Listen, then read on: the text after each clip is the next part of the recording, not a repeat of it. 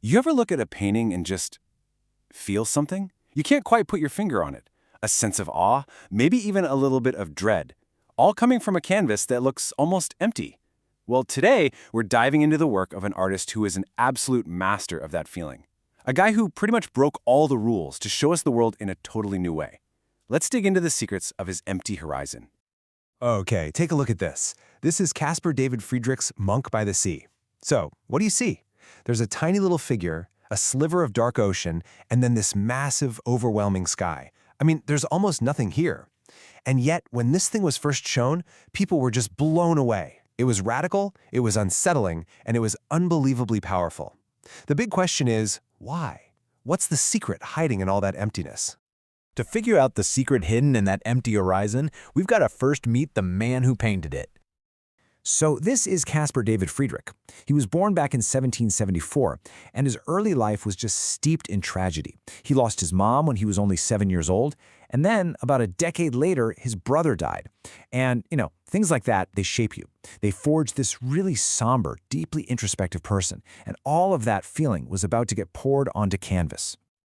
And you can really see that intensity right here in his self-portraits. On the left, you've got a young, thoughtful artist from around 1802. But look at the one on the right, just 8 years later. That gaze is so much more direct, more severe. This isn't just an artist painting pretty landscapes. This is a seriously reflective mind trying to grapple with the biggest questions: life, death, nature, all through his art. So how did this serious, somber artist kickstart a whole revolution in art? Well, to really get what he did, to understand the rules he broke, first we have to understand the rules themselves. See, before Friedrich came along, landscape painting was, well, it was a very orderly business. It had a clear formula, almost like a recipe, that artists had been using for generations to create these pleasant, harmonious, and, this is the key part, really comfortable scenes for people to look at. Take this painting right here by Richard Wilson from 1766. This is a perfect example of that traditional style. Notice how it's all put together. It's not just a picture of a mountain. It's basically constructed like a theater stage, and it's carefully designed to lead you, the viewer, on this nice, predictable little journey. This landscape stage had 4 key parts. You had the foreground, the main stage, the side scenery, and the backdrop. Put them all together, and you get a world that feels ordered, easy to understand, and totally safe. Let's break it down real quick. So, first up is the repoussoir. It's a fancy French term, but all it really means is to push back. These are the dark things on the sides, like the trees and rocks right here. They act like curtains on a stage. They frame the whole view and kind of push your eyes deeper into the painting. It gives you a really clear, stable place to start. Next, you move on to the skein, which is basically the main stage. This is the well-lit area in the middle where all the action happens. See those 2 little figures fishing? They give the whole scene a human scale, a clear focal point. Everything is right there in the center, nice and comfortable. And then, in the back, you have the Kulissenteil, the layered scenery. See how the hills overlap, and they get lighter and lighter as they go back? This is just like the cardboard flats on a theater stage. They create this smooth, logical sense of depth, guiding your eye gently from the stage way out into the distance. It's all very, very orderly. The repoussoir, the skene, the Kulissenteil. It was this perfect formula for making a comfortable, contained little world on a canvas. So what was Caspar David Friedrich's radical, game-changing idea? He threw it all away, just got rid of it. He erased the foreground frame. He wiped out the middle ground stage. He removed all that comfy layered scenery. He left us with only one thing: the prospect. The vast, the infinite, the totally overwhelming backdrop. I mean, just look at these 2 paintings together, the Abbey in the Oakwood and Monk by the Sea.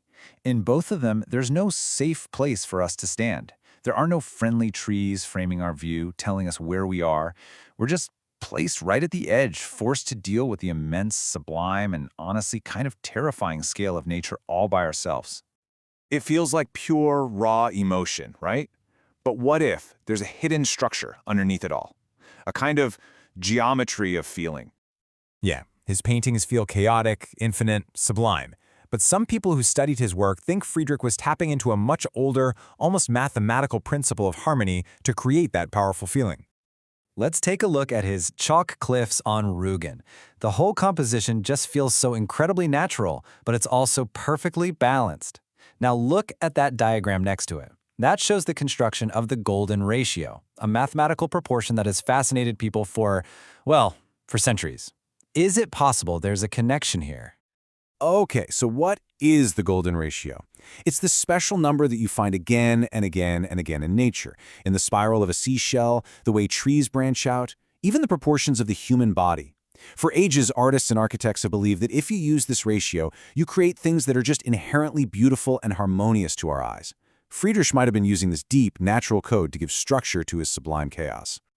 So Friedrich tore up the rulebook and painted these incredible, emotionally charged, empty landscapes. But his revolution, it didn't just end in the 19th century. Nope, its echoes are still all around us today. In fact, that vision of a single human being confronting the sheer vastness of nature is so primal, so powerful, that it's become a familiar visual language, even for advertisers who are trying to sell us stuff. Check this out. On the left, you have Friedrich's Moonrise by the Sea from 1822. On the right, an insurance ad from 1993. I mean, come on, the connection is undeniable, right?